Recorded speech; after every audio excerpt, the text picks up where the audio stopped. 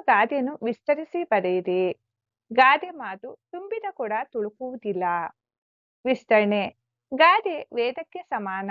ವೇದ ಸುಳ್ಳಾದರೂ ಗಾದೆ ಸುಳ್ಳಾಗದು. ಗಾದೆಯು ಹಿರಿಯರು ಬಿಟ್ಟು ಹೋದ ಅನುಭವದ ಸಾರ. ಗಾದೆಗಳು ಒಳ ಅರ್ಥವನ್ನು ಹೊಂದಿರುತ್ತದೆ. ತುಂಬಿದ ಕೊಡ ತುಳುಕುವುದಿಲ್ಲ ಅಂದರೆ ಕೊಡದಲ್ಲಿ ನೀರು ಪೂರ್ತಿಯಾಗಿ ತುಂಬಿದ್ದರೆ ಚೆಲ್ಲುವುದಿಲ್ಲ ಎಂದರ್ಥ. ಆದರೆ ಅದೇ ಕೊಡದಲ್ಲಿ ನೀರು ಅರ್ಧ ತುಂಬಿದ್ದರೆ ಅದು ತುಳುಕುತ್ತದೆ.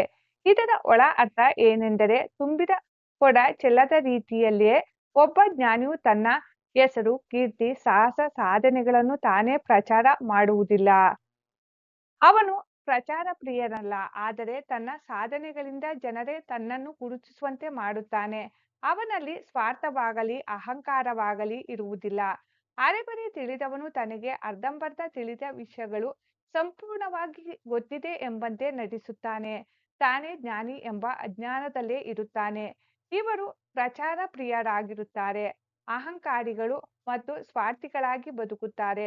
ಸದಾ ಸದ್ದು ಮಾಡುತ್ತಾ ಇರುತ್ತಾರೆ. ಸಂಪೂರ್ಣ ಜ್ಞಾನವನ್ನು ಪಡೆದವನು ತನ್ನನ್ನು ತಾನು ಬಣ್ಣಿಸದೆ ಮೌನಿಯಾಗಿದ್ದು ಪರರಿಗೆ ಉಪಕಾರಿಯಾಗಿ ಬದುಕುತ್ತಾನೆ ಎಂಬುದು ಈ ಗಾದೆ ಮಾತಿನ ತಾತ್ಪರ್ಯ.